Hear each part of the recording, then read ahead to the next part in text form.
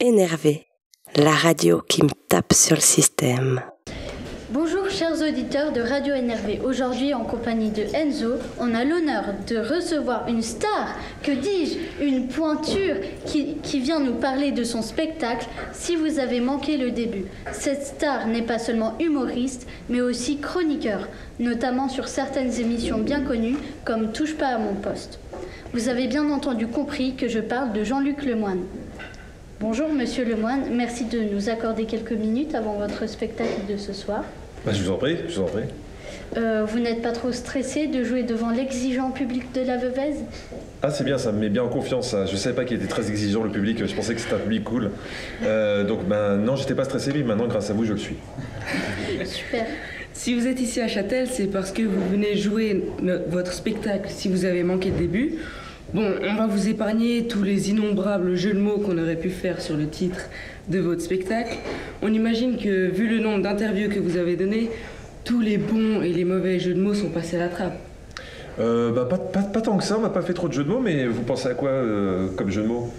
Vous arrivez en retard ou vous avez manqué le début, vous voyez ce que je veux dire ? Ah oui, d'accord. Non, ça on l'avait pas trop fait encore, mais c'est pour ça que je suis venu à Radio Énervé. Voilà. Bon, ce spectacle, si vous avez manqué le début, ça fait un petit moment que vous le jouez, non ? Ouais. Quelque chose comme 2 ans, c'est juste ? Un peu plus même. En fait, j'ai commencé les premières présentations il y a 3 ans pile, en décembre 2014. Et là, j'arrive à la fin du spectacle, puisqu'il va s'arrêter fin janvier, début février. Mais c'est pas trop lassant de faire toujours les mêmes blagues, ou est-ce que vous réadaptez en fonction du public ? Entre le spectacle qui a commencé il y a 3 ans et le spectacle de maintenant, ça a beaucoup bougé. C'est ça qui est intéressant dans le spectacle vivant, c'est que tu fais évoluer, tu changes ce qui marchait un peu moins bien, tu rajoutes des choses. C'est jamais la même chose. Et puis après, en fonction des échanges du public, ça fait une nouvelle représentation. Tu vois, par exemple, des fois il y a des gens qui me disent qu'on peut faire des jeux de mots avec Si vous avez manqué le début. C'est pas tous les jours. Voilà. Donc les jeux de mots, on les retrouve ici, quoi. Tu veux vraiment des jeux de mots, toi ? C'est pas ce qu'il y a de plus dans le spectacle, mais c'est intéressant Moi, ça m'intéresse de pouvoir montrer autre chose que ce que je montre à la télévision. Et pour Châtel, vous avez réécrit certaines blagues ou... Non, pas du tout, parce que je suis une grosse feignasse. Et non, il y a des petites adaptations, oui, parce que des fois je me dis, est-ce que les gens vont... est-ce qu'il n'y a pas des références trop françaises, mais pas plus que ça. D'accord. Votre spectacle parle avant tout de l'univers de la télévision et des médias.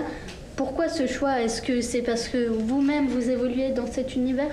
Alors en fait, il ne parle pas vraiment de ça.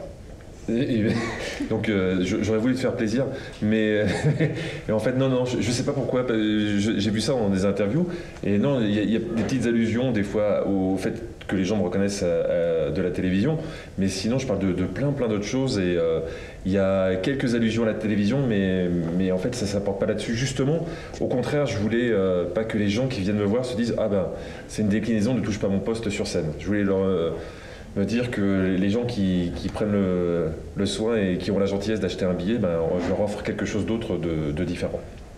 Et pour écrire vos sketchs, c'est quoi votre point de départ ? Est-ce que vous partez de votre quotidien, ou est-ce que vous êtes un observateur du monde qui vous entoure, surtout de vos petits compères de Touche pas à mon poste, surtout Jean-Michel Maire ?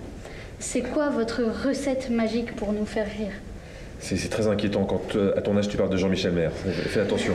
Ma recette c'est beaucoup d'observations, je parle pas des gens Touche pas à mon poste ou très peu, c'est des petites allusions parce qu'il y a toujours quelques fans de Touche pas à mon poste, donc c'est des petits clins d'œil, mais c'est pas ça. Ce qui m'intéresse c'est de parler de la vie de tous les gens qui viennent me voir au spectacle, il faut que ce soit concernant. Donc je parle souvent d'expériences personnelles ou de gens proches, mais après j'extrapole pour que ça soit intéressant pour tout le monde. J'ai pas envie de faire un spectacle sur mon nombril. Donc l'idée c'est au contraire d'élargir un petit peu le champ des sujets. Donc votre spectacle, comme on l'a dit, ça fait maintenant 2 ans que plus de 2 ans, 3 ans que vous le jouez. Ah, on y arrive. J'imagine que vous avez une ou plusieurs anecdotes. Oula, bah oui, j'ai vécu plein de choses. Plein de choses, mais alors là il y a un problème, et c'est toujours le problème que j'ai avec Touche pas à mon poste. Il dit tiens, ce soir on va parler de ça, tiens, prépare une anecdote. Je suis une bille là-dessus. C'est-à-dire que j'ai pas du tout cette mémoire-là. Quand on me dit raconte une histoire drôle, il n'y en a aucune qui me vient, et les anecdotes, après ça me revient dans le fil de la conversation, mais comme ça de but en blanc. Après, si tu as une idée précise, je peux voir si j'ai quelque chose qui correspond au magasin, mais là comme ça c'est un peu vaste. Mais est-ce que vous en avez eu une anecdote insolite sur votre spectacle, quelque chose dans le public, quelqu'un qui dit quelque chose ou... J'ai voulu un spectacle très ouvert, donc il y a beaucoup de dialogue avec le public. Donc de temps en temps, oui, il y a des réactions. Il y a des gens qui, au bout d'un moment, te parlent comme s'ils étaient tout seuls dans la salle et ont des réactions, mais c'est ça qui je sais pas, il y a Hélène qui est à côté.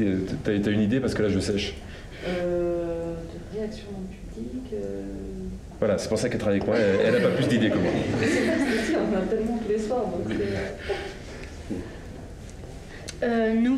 nous vous avons préparé quelques petites questions sous un format que vous connaissez très bien, car vous les faites sur le plateau de Touche pas à mon poste. Vous voyez de quoi je veux parler?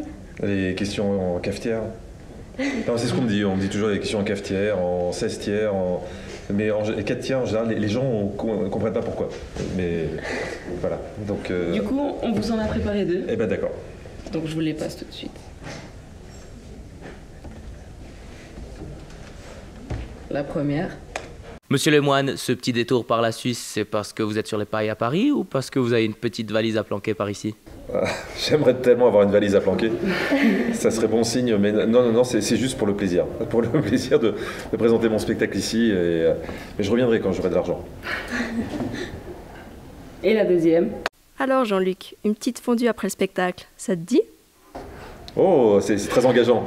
Et je dis banco. Et oui, on est parti pour la fondue. Eh bien, merci Monsieur Lemoine. On ne va pas vous faire perdre plus de temps. Vous m'avez pas fait perdre du temps, c'était très agréable. Je vous remercie d'être venu et d'avoir accepté de nous prendre quelques minutes. Bonne soirée et bonne chance pour C'est moi qui vous ai pris quelques minutes, d'accord. Non. Madame Chantal Genoux-Brulard, bonsoir et merci de nous accorder un petit moment avant le spectacle de Jean-Luc Lemoine. Vous êtes responsable de la programmation de l'association culturelle. C'est donc à vous qu'on doit la venue de Jean-Luc Lemoine? Non, pas qu'à moi, je ne suis pas seule responsable. On est plusieurs dans l'équipe pour faire la programmation. Donc chacun va regarder des spectacles et puis après on les choisit selon nos envies. C'est une grosse pointure que vous nous avez dénichée là. Comment ça se passe de votre côté? Pas trop stressé? Non, ça va. C'est un accueil plutôt simple ce soir. Les artistes ont parfois la réputation d'avoir des requêtes un peu particulières. Monsieur Lemoine vous a-t-il demandé quelque chose de particulièrement loufoque? Alors c'est pas particulièrement loufoque, mais avant chaque spectacle, il mange quelques tranches de saucisson en loge avec du vin blanc et des bières. Donc je lui ai apporté son saucisson avec le petit couteau qui va avec. Et j'espère que ça va bien se passer. Donc ce soir, il y a le spectacle Si vous avez manqué le début de Jean-Luc Lemoine, mais après ce soir, l'Universal de Châtel-Saint-Denis ne s'arrêtera pas de vivre. Il y aura d'autres spectacles. Et est-ce que vous pouvez nous en dire plus sur ce qui va suivre? Oui, alors les culturels accueillent en début d'année 2018, le 13 janvier, le Swiss Comedy Club avec 4 artistes, Arek, Sandrine Viglino, Jessie Cobel et Nathanaël Rocha, le tout présenté par David Cunado. Eh bien dis donc, ce programme nous met l'eau à la bouche. On se réjouit de vous découvrir ces artistes, mais pour l'instant, place au spectacle de Jean-Luc Lemoine. On vous remercie donc de nous avoir accordé un petit moment et d'avoir répondu à nos questions.